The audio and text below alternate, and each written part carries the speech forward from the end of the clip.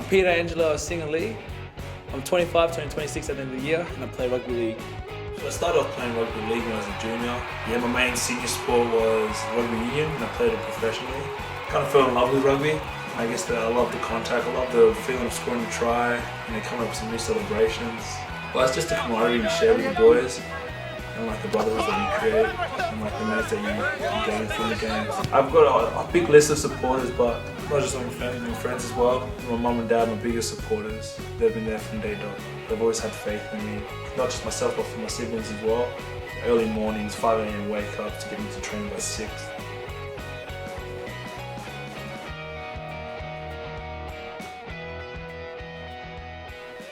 I'm Peter, I'm Peter's dad. And I'm Vanessa, I'm Peter's mum. He was just like any normal kid, just normal upbringing. He got along well with people. Peter was just a magnet. He was a bubbly free spirit from the time he could walk, pretty much.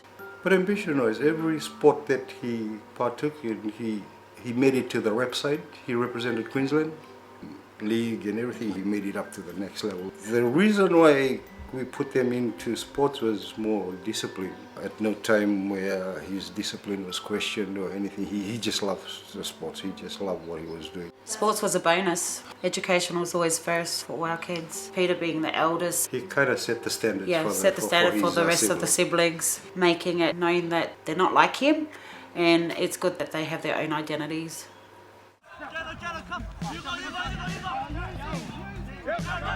Australian Sevens, probably one of the highlights in my career. You know, just to represent your country. I never played schoolboy rugby. I never made the Queensland squads, not even like made East or anything. So for myself, personally, to go from high school, doing all the hard work with all the good coaches and stuff, and to make the Australian Sevens squad or in the team and actually get a contract, play with them. For myself, it was an achievement that I didn't think I would be able to achieve. I thought rugby was very full of politics, but I played some good footy, was at the right place at the right time, and they picked me up. The travelling that we did, it was awesome. We go to awesome places like you go to Scotland, England, Dubai, South Africa, Vegas. That's cool. Singapore. That's probably some of the big highlights. It gives you a lot of life skills, a lot of life experience. You get to learn a lot more. So when you come back, and you have to actually live life and get back to reality, you're actually a lot more mature than what I think most people are. My name's Aaron Zimley. I'm the head coach of the Tweed Seagulls Queensland Cup side. I've coached Tweed Queensland Cup for 5 years. He's just a wonderful human being. He's one of the nicest guys in our club. This is his first year of being here at Tweed and it feels like he's been here forever. He's just so genuine, and I think that's what's allowed him to just slide straight in. Players love having him in the group, and that was from day one in the first training session. Brings great energy.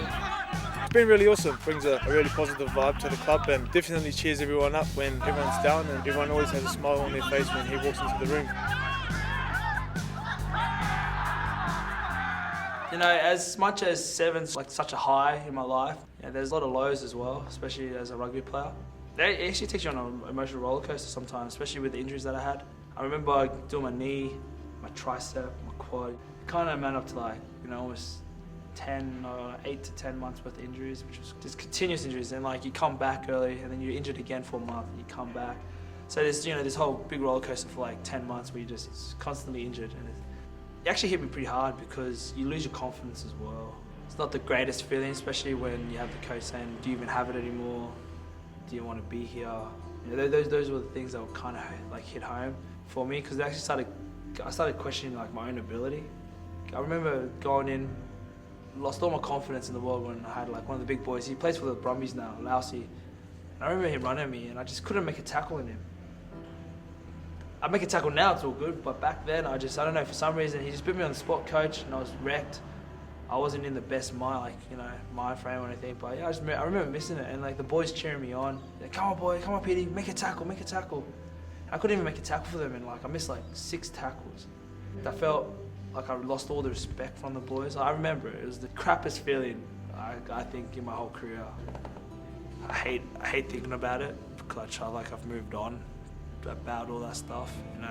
Kind of be confident, but have confidence in myself. I guess that's what I've kind of the rebound of it is rebounding from it, being resilient.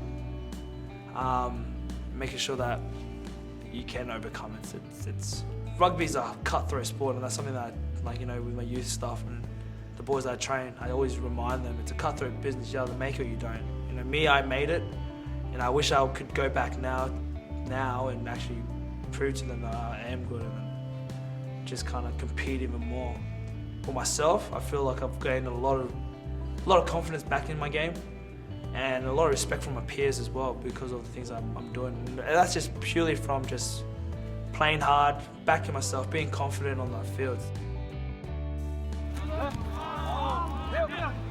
As an athlete, he's a fair specimen.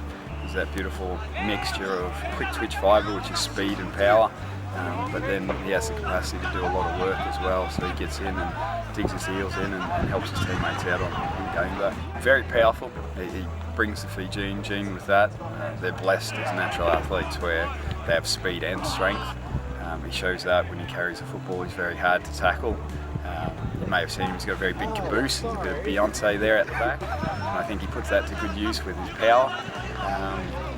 Then at the same time though, he's got some flair about him with his skill. He's played for Australia in rugby in sevens, so has the ability to catch pass, has a flick pass in him that we try and keep that under control. And now he's an all-round good footballer. In saying that, he's a nice guy off the field, but when he's on the field he can be quite aggressive, so it's a bit weird when you see him in that type of manner, but no, he's an awesome bloke, good to be around.